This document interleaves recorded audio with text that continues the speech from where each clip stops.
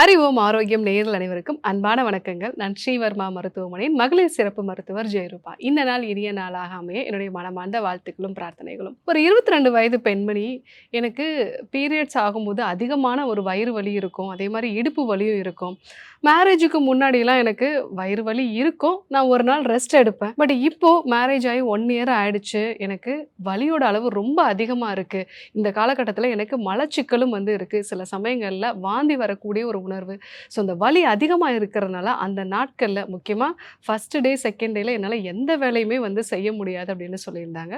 So அவங்களுக்கு இந்த வயிறு வலி அப்படிங்கிறது யூசுவலா அவங்களுடைய அம்மாவுக்கும் இருக்கும் அப்படிங்கிறதுனால, முதல்ல அவங்களுக்கு இதற்கான ஒரு சில சிகிச்சை முறைகள் நம்ம குடுத்துருந்தோம். அது என்னென்ன சிகிச்சை முறைகள் நான் சொல்றேன். ஸோ கடைசியா அவங்களுக்கு இது கூட எண்டோமெட்ரியோசிஸும் இருந்தது தெரிய வந்தது. அதற்கான சிகிச்சை கொடுத்த பிறகு தான் அவங்களுக்கு கருத்தரிக்கிறது அப்படிங்கிறது நடந்தது. ஸோ முதல்ல ஆரம்ப கட்டத்தில என்னென்ன சிகிச்சை முறைகள்லாம் நம்ம குடுத்துருந்தோம் அப்படின்னா, அவங்களுக்கு இந்த பீரியட்ஸ் வரதுக்கு ஒரு வாரத்துக்கு முன்னாடியே வெந்தயம் ஊற வச்சு காலையில வெறும் வயித்துல எடுத்துக்க சொல்லியிருந்தோம். அதே மாரி வாரத்துல 2 நாள் எண்ணெய் தேய்ச்சு குளிக்கிறத வழக்கப்படுத்திக்கோங்கன்னு சொல்லியிருந்தோம். உணவுல அதிகமான உப்பு, புளிப்பு, காரம் இத தவிர்த்துருங்க. முக்கியமா இந்த பீரியட்ஸ் வரதுக்கு 1 வாரத்துக்கு முன்னாடி கண்டிப்பாகவே இந்த வகையான அதிகமான சுவைகள நீங்க தவிர்த்துருங்க அப்படின்னு சொல்லியிருந்தோம். ஸோ 1 வாரத்துக்கு முன்னாடியே நீங்க யோக பயிற்சிகள ஃபாலோ பண்ணுங்க அப்படிங்கிறதையும் சொல்லியிருந்தோம். உணவுப் பொருட்கள்ல நெறைய நட்ஸ் வகைகள், முக்கியமா மெக்னீசியம் கன்டென்ட் இருக்கிற மாதிரி சன்ஃப்ளவர் சீட்ஸு, அதே மாரி சியா சீட்ஸு, வால்நட்ஸு, பூசணி விதைகள் இது எல்லாமே அவங்கள நம்ம எடுக்க சொல்லியிருந்தோம். இதெல்லாம் அவங்க எடுத்துட்டும் யோக பயிற்சிகள ஃபாலோ பண்ணும்போது வலியோட அளவு கொஞ்சம் தான் குறைஞ்சது. ஸோ மலச்சிக்கல் ஓரளவுக்கு தான் பெட்டர் ஆச்சு. ஆனாலும் வலியோட தீவிரம் அதிகமாயிட்டே இருந்தது. அவங்களுக்கு அந்த பீரியட்ஸ் வரக்கூடிய காலகட்டத்தில மோஷன் போனா கூட எனக்கு வலி இருக்கு டாக்டர். எழுந்து நின்னா கூட எனக்கு ரொம்ப சோர்வா இருக்கு. கால் எல்லாமே ரொம்ப ஒரு பலகீனமா இருக்கிற மாரி இருக்குன்னு சொல்லியிருந்தாங்க. ஸோ இந்த மாரி நிலைகள அவங்களுக்கு ஸ்கேன் பரிசோதனை செஞ்சு பார்க்கும்போது எண்டோமெட்ரியோசிஸ்க்கான ஒரு அறிகுறிகள் அதில இருந்தது. ஸோ அந்த எண்டோமெட்ரியோசிஸ் இவ்வளோ நாளும் அவங்களுக்கு இருந்திருக்கு. ஆனால் அதற்கான ஒரு அறிகுறிகள் பெருசா அவங்களுக்கு ஒரு வலி மட்டும் இருக்கு அப்படிங்கிறதுனால அவங்க அத அப்படியே கடந்து போயிட்டாங்க. ஆனால் ஒரு திருமணத்துக்கு அப்புறமா இந்த வலியோட தீவிரம் அதிகரிக்கிறது, அதே மாரி குழந்தை பேறு இல்ல அப்படிங்கிற ஒரு நிலையில தான் அவங்களுக்கு இந்த எண்டோமெட்ரியோசிஸோட தீவிரம் அதிகமானத பார்த்தாங்க. ஸோ அந்த மாரி நிலைகள்ல முதல்ல கர்ப்பப்பைய கிளென்ஸ் பண்ணக்கூடிய சிகிச்சை முறைகளும், அவங்களுடைய இடுப்பு பகுதியில இருக்கக்கூடிய தசைகள பலப்படுத்தக்கூடிய யோக பயிற்சிகளும் நம்ம குடுத்தோம். இந்த எண்டோமெட்ரியோசிஸ் அப்படிங்கிறது என்னன்னா, நம்மளுடைய கர்ப்பப்பைக்கு உள்ள இருக்கக்கூடிய எண்டோமெட்ரியல் டிஷ்யூ அந்த கர்ப்பப்பையோட நடுப்பகுதி, அதே மாரி அந்த கருக்குழாய் பகுதிகள்லயோ இல்ல சினைப்பை பகுதிகள்லயோ இருக்கிறது தான் நம்ம எண்டோமெட்ரியோசிஸ். இன்னொன்னு சாக்லேட் சிஸ்ட் அப்படின்னு நம்ம சொல்லுவோம். ஸோ இது எதனால உருவாகுது அப்படின்னா, நமக்கு ஆல்ரெடி ஏதாவது ஒரு இன்ஃபெக்ஷன்ஸ் ஏதாவது இருந்தது, இல்ல நம்மளுடைய கர்ப்பப்பை பகுதிகள்ல இன்ஃப்ளமேஷன் ஏதாவது இருந்தது அப்படின்னா இந்த பிரச்சனைகள் வரதுக்கான வாய்ப்பு இருக்கு.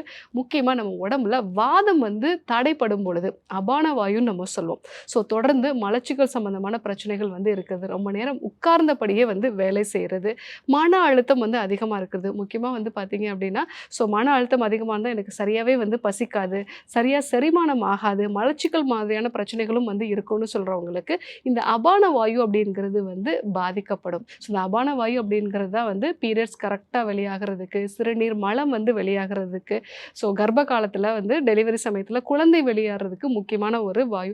இந்த வாயு பந்தப்படும் பொழுது நமக்கு எண்டோமெட்ரியோசிஸ் மாதிரியான பிரச்சனைகள் வரலாம். இந்த நபர்கள் அதிக வாத சம்பந்தமான உணவுப் பொருட்களையும் எடுத்துப்பாங்க.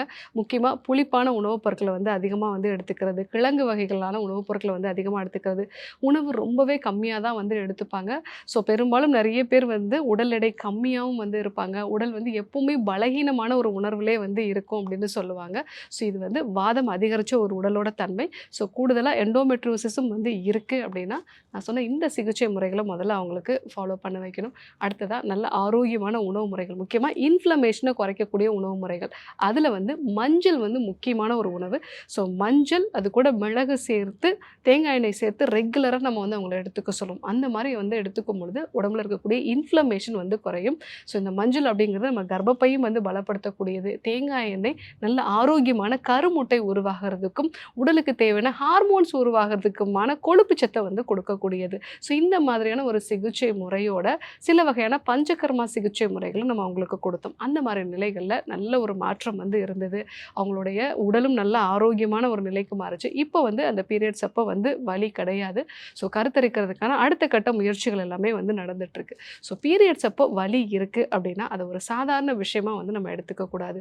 ஸோ அந்த வலியோட தீவிரம் அதிகமாக இருக்குது, அந்த காலகட்டத்தில் என்னால் எந்த வேலைகளுமே வந்து செய்ய முடியல அப்படின்னு சொல்லக்கூடிய நபர்கள் நான் சொன்ன இந்த விஷயங்களை முதல்ல ஃபாலோ பண்ணி பாருங்கள். அதாவது பீரியட்ஸ்க்கு முன்னாடி நீங்கள் வெந்தயம் வந்து ஊற வச்சு எடுத்துக்கோங்க. அந்த காலகட்டத்தில் வந்து நீங்கள் அதிக புளிப்பு, காரம், அதே மாதிரி சிக்கன் மாதிரியான உணவுப் பொருட்களை வந்து எடுத்துக்கிறத தவிர்த்துக்கோங்க.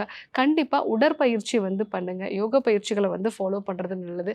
கர்ப்பப்பை தசைகளை பலப்படுத்துகிற மாதிரியான தித்தலி ஆசனம், சேதுபந்த ஆசனம், இந்த மாதிரியான யோகா பயிற்சிகளை வந்து ஃபாலோ பண்ணுங்கள். இந்த பீரியட்ஸ் வரக்கூடிய நாட்களில் வந்து நீங்கள் சோம்பு ஒரு டீஸ்பூன் அளவுக்கு எடுத்துகிட்டு நல்லா தண்ணியில் கொதிக்க வச்சு ஒரு டீ மாதிரி வந்து எடுத்துக்கலாம். அதே மாதிரி அடி வயிற்று பகுதியில் ஒரு டீஸ்பூன் அளவுக்கு நல்லெண்ணெய், அது கூட வந்து நல்ல தண்ணீர் சேர்த்து நல்லா கையில் வந்து ஒரு மசாஜ் மாதிரி வந்து நீங்கள் பண்ணீங்க அப்படின்னா அது வந்து நல்ல திக்கான ஒரு கன்சிஸ்டன்சிக்கு வரும். அதை அடி வயிற்றில் வந்து நீங்கள் தேய்ச்சி ஒரு மசாஜ் மாதிரி பண்ணிவிட்டு ஸோ அதுக்கப்புறமா நீங்கள் வந்து ஒரு ரிலாக்ஸ்டாக வந்து நீங்கள் தூங்குனீங்க அப்படின்னாலே உங்களுக்கு அந்த வலியோட அளவு குறைஞ்சிடணும். இப்படி குறையலை அப்படின்னா நீங்கள் கண்டிப்பாக ஒரு மருத்துவரை சந்தித்து ஆலோசனை எடுத்துக்க வேண்டியது அவசியம்.